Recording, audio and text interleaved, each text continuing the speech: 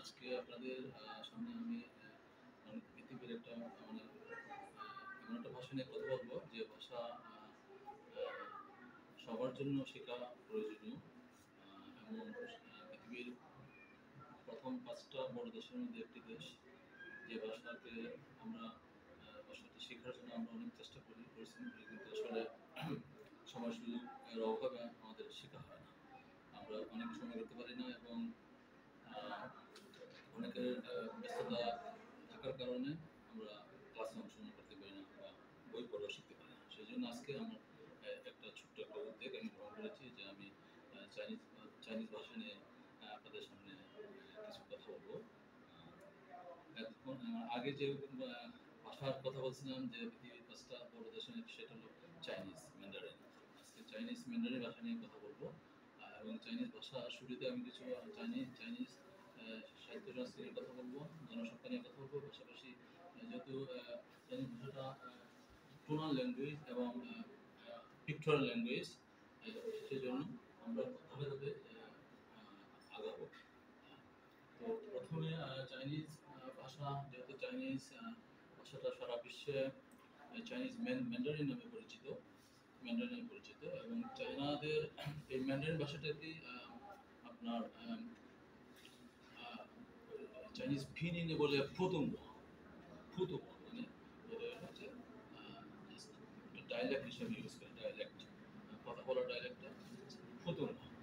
আর চায়নারা যেহেতু ৯০ থেকে ৯৫% মানুষ হান জাতি এবং তাদের প্রধান জাতিটা হলো হান জাতি। হান জাতির ভাষা হান ইউ। চায়না দেশ বললে চুং পো বলে, চুং পো ফার্স্ট টোনে ও সেকেন্ড টোন, চুং পো। তো চুং পো মানে চায়না, চায়না কান্ট্রি, চায়না দেশ। আর আমরা সেখানে চুং ইউ বলতে পারি। চুং ইউ, ইউ মানে ল্যাঙ্গুয়েজ, ইউ থার্ড টোনে, চুং ইউ মানে চাইনিজ ল্যাঙ্গুয়েজ। সেখানে আমরা যেহেতু চায়নার যেহেতু প্রধান জাতি তাদের হান জাতি, হান জাতির ভাষা হান ইউ মানে চাইনিজ ম্যান্ডারিন। তো আমরা হান জাতির হান ভাষা হান ইউ নিয়ে কথা বলবো। হান ইউটা যেহেতু ৪টা টোন ইউজ করে এবং পাশাপাশি একটা নিউট্রাল টোন প্রশ্ন করার ক্ষেত্রে মা ইউজ করে, মাটা নিউট্রাল টোন। বেসিক্যালি ৪টা টোন ঠিক আছে, ৪টা টোন আমরা কথা বলবো, পাশাপাশি প্রশ্ন করার ক্ষেত্রে নিউট্রাল টোন মাটা ইউজ হয়। সেটা সবার শেষে আমরা এই টোনের কথা বলবো। এখন আমরা চাইনিজ ফোর টোন যেটা, সেটা নিয়ে কথা বলবো। তার আগে একটু আমি আরেকটু বলে নিই যে চায়নারা ১৩০ কোটিরও বেশি মানুষ চাইনিজ ভাষায় কথা বলে। তো এবং চায়নারা ব্যবসা বাণিজ্য, শিক্ষা দীক্ষা সব দিক দিয়ে আগে, সারা পৃথিবীতে তারা ব্যবসা বাণিজ্যের জন্য লিড করতেছে। যার কারণে আমাদের বাংলাদেশের মানুষ, যারা বাংলা ভাষাভাষী মানুষ এবং পৃথিবীর অন্য দেশের মানুষ চায়না ভাষা শিখতে চায়, তাদের উপর মানে তাদের উপর মানে কি করে মানে তাদের ইচ্ছার উপর নির্ভর করে আমার আসলে এই একটা ছোট্ট একটা প্রচেষ্টা। ইনশাল্লাহ আশা করি সবাই উপভোগ করবেন আর কি। আজকে যেহেতু চাইনিজ ভাষার প্রথম ল্যাঙ্গুয়েজ ক্লাস শুরু করছি, সেই হিসেবে আমরা টোন দিয়ে শুরু করবো, দেন পিক্টোরিয়াল যাবো, ক্যারেক্টার আস্তে আস্তে ধাপে ধাপে যাবো। একদম সহজ গ্রামার, আসলে শেখা আসলে খুবই সহজ, কঠিন কিছু না। তো ইনশাল্লাহ আমরা ক্লাসে চাইনিজ ফোর টোনস, ৪টা টোনকে আমরা ৪টা ভাগে ভাগ করি। First tone, second tone, third tone, then fourth tone.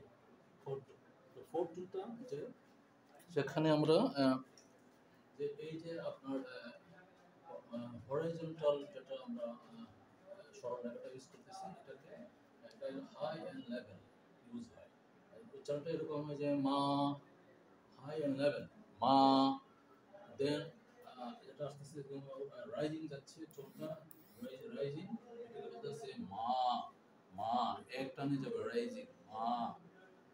তারপরে আসতেছে সেটা অনেকটা দেখতে ভি সাইনের মতো, দেখতে অনেকটা ভি সাইনের মতো। এটা হলো থার্ড টোন, থার্ড টোন যেটা হলো falling rising, falling rising, falling then rising, মা মা মা।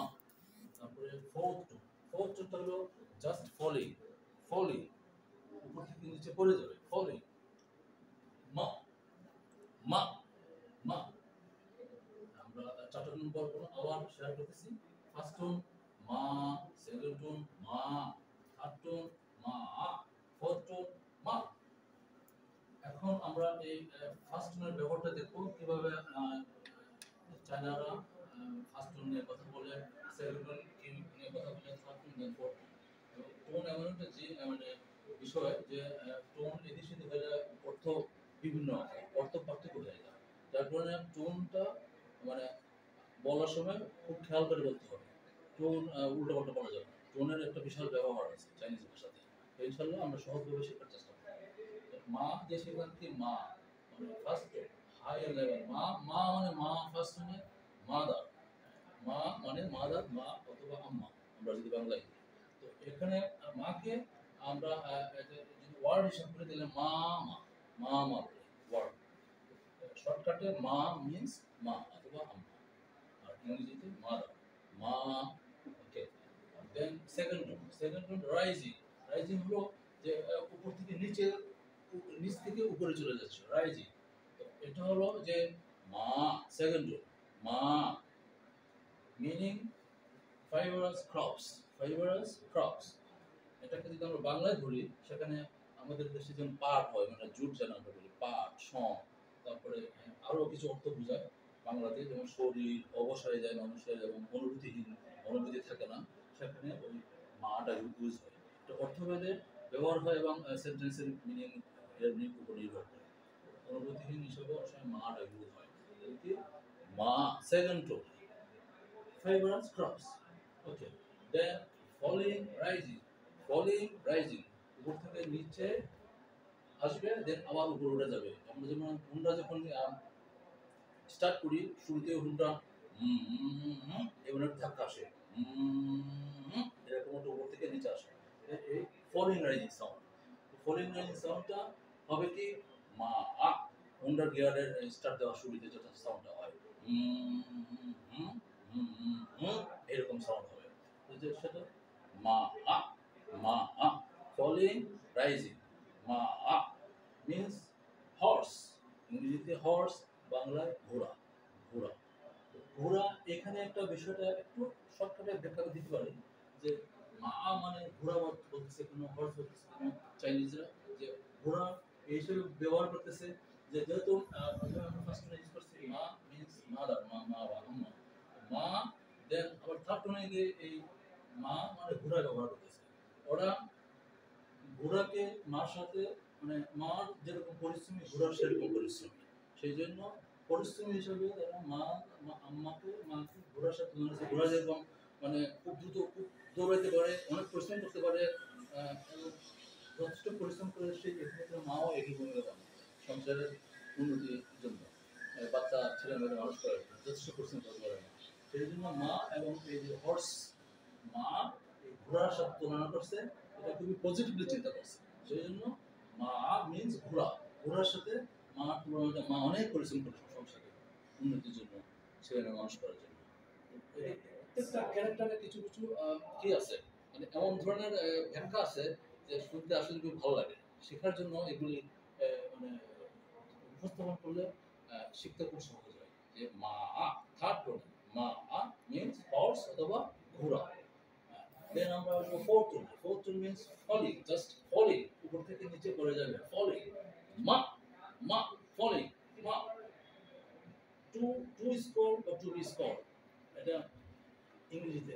আমরা যে বাংলাতে দেখবো যে একটা বকা দিল গালি দিল ওরকম না, জাস্ট এটা হালকা একটা অর্ডিনান্সের মতো আর কি, এটা ছোট্ট যেটা ধমকের মতো, যে তুমি এটা বোঝো না কি করবা, এরকম যে ওইরকম বকা না যে স্ল্যাং ইংলিশ খারাপ হবে এরকম। মা to be score to score what a nonsense, বলে দাও ফটো। দেন আমরা আরেকটা উদাহরণ দেখাবো যে ফার্স্ট টোনে আরেকটা কিরকম অর্থ চেঞ্জ হয়ে যায় টোনের কারণে। ফার্স্ট টোনে সেকেন্ড টোনে থার্ড টোনে ফোর্থ টোনে অর্থ কিভাবে চেঞ্জ হয় এই যে জিনিসটা আমরা দেখাচ্ছি। যে টোনটা এত গুরুত্বপূর্ণ, টোন এত গুরুত্বপূর্ণ চাইনিজ ল্যাঙ্গুয়েজে যে টোনের পার্থক্য বুঝতে হবে। আপনি বললেন কিন্তু টোনটা ভালোভাবে শিখলেন না, রপ্ত করলেন না, এই ফার্স্ট টোনের জায়গায় সেকেন্ডও বলে দিলেন, অর্থ আরেকটা হয়ে যাবে, কাজেই সাবধান। তো আরেকটা উদাহরণ দিচ্ছি, ই ফার্স্ট টোনে, ই ফার্স্ট টোন মিন্স ওয়ান মানে এক, যে এক বলি চাইনিজরা এটা বলতেছে ই ফার্স্ট টোন, ই দেন সেকেন্ড টোন, ই সেকেন্ড টোন, ই মিন্স মুভ, মুভিং করা, কোথাও নড়াচড়া করা, ই সেকেন্ড টোন, থার্ড টোন আমরা ইউজ করতেছি ই ই ই থার্ড টোনে, ই ই থার্ড টোন মানে চেয়ার, আমরা যে চেয়ারে বসি এটাকে ই বলতেছে চাইনিজ, চেয়ার মানে ই। ফোর্থ টোন কি ই, জাস্ট ফলিং, ই ই ফলিং, ট্রান্সলেট করা, ট্রান্সলেট ভাষান্তর করা, ভাষা রূপান্তর করা, ট্রান্সলেট ই। আমরা এখন আজকে চারটা টোনের প্রয়োগ দেখলাম, কিভাবে কথা বলতে হয়, কিভাবে টোন উচ্চারণ করতে হয়। Then last one fifth tone, fifth tone হলো মা, জাস্ট কোয়েশ্চনের ক্ষেত্রে মাটা ইউজ হয়, মা নিউট্রাল টোন, ওটা এখানে কোনো টোন ইউজ হবে না, কিন্তু এটা প্রশ্ন করার ক্ষেত্রে ব্যবহার হয়, প্রশ্ন করার ক্ষেত্রে নিউট্রাল টোনটা ব্যবহার হয়। মা যেরকম, একটা উদাহরণ দিই, মার ক্ষেত্রে কি হতে পারে যে নি ছুই মা, নি ছুই মা, নি মিন্স তুমি, ছুই মানে গো, মা কোয়েশ্চেন করা, তুমি কি যাবে, তুমি কি যাচ্ছ, নি ছুই মা, জাস্ট নিউট্রাল কোয়েশ্চেন করা হচ্ছে। একটা উদাহরণ, নি ছুই মা, তুমি কি যাচ্ছ বা যাইতেছো, এই মার ব্যবহার। তো আমরা ইনশাআল্লাহ আজকে চাইনিজ ফটো এবং নিউট্রাল টোনের ব্যবহারটা দেখলাম।